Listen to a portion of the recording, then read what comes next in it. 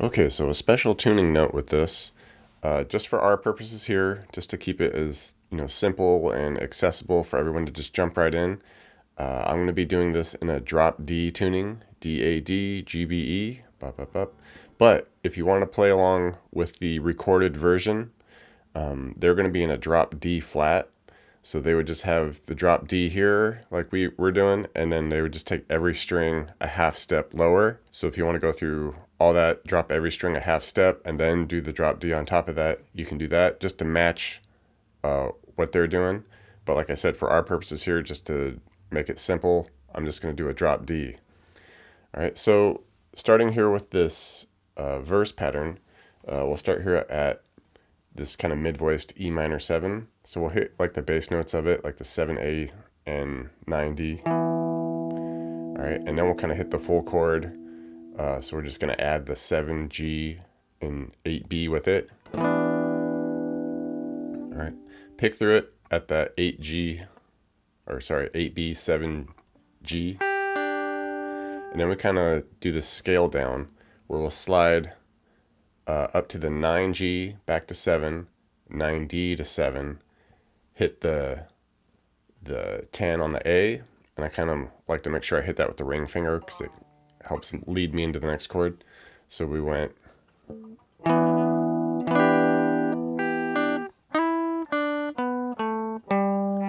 right, and now we're going to slide down into this D7. Initially, we just kind of hit the bass note of it, so we're going to slide to this 5A from that 10 that we left off of.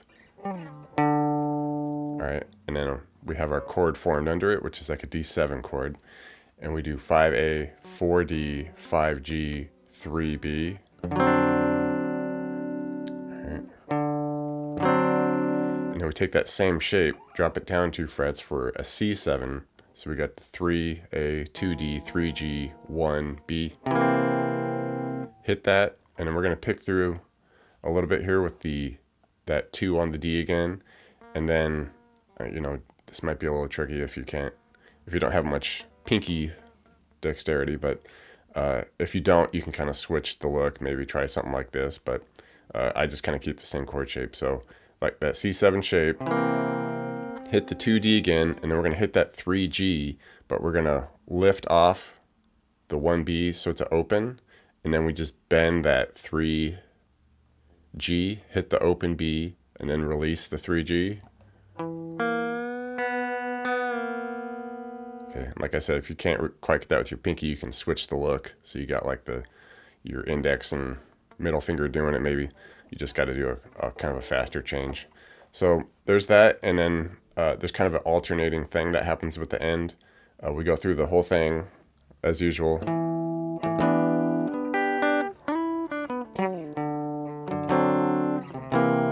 But then I think maybe the third time we go through it all, instead of doing the little bend and release, we just come up and we do a pull off from the G. We go 4-3 open, 4-3 open. It's kind of a fun little thing there. So just an alternating little end there that happens. And once we get to the chorus, it's initially just kind of that same clean vibe. And this is where like that drop D comes into effect, that final chord of this. So we'll just hit our 5s here initially, and with this tuning, it's a G6 that we're going to be using. So we go 5 on the DAD, hit it, hold it for a moment. If you want, you can just kind of lightly strum through it if it helps you. All right, and then we're going to pick through a couple notes here with the 7G, 5B. Just little pickup notes into the next chord, which is A minor. And I kind of like to just keep it in the same area and shape. If you wanted to, you could just come off to a normal A minor. But I kind of like to keep it moving here, where we do the 7 on the low D and the A, and then a 10 on the middle D and a 9G. All right, and then we'll drop down for this E minor. So just 2s on the DAD, and then an open G with that. And if for some reason you don't like that, you could just do like 2 on the low D and A, and then a 5 if you don't mind the stretch on the middle D. Just get that E minor. All right, and then just lift off to open D power chord there. So open D, A, D. And the first run through, we add a little something spicy at the end there, where we'd go on the G string, slide up to 4, back down to 2, pull it off to open, and then just do a 2 open pull off on the D. All right, and then you would just do those chords again, and then that would lead us into the next verse. And with that next verse, there's a slight little variant that happens with the ending of the thing again, where we don't necessarily do like the pull-offs, which I think that in the second verse maybe that happens like the 4th time or something, but same kind of start.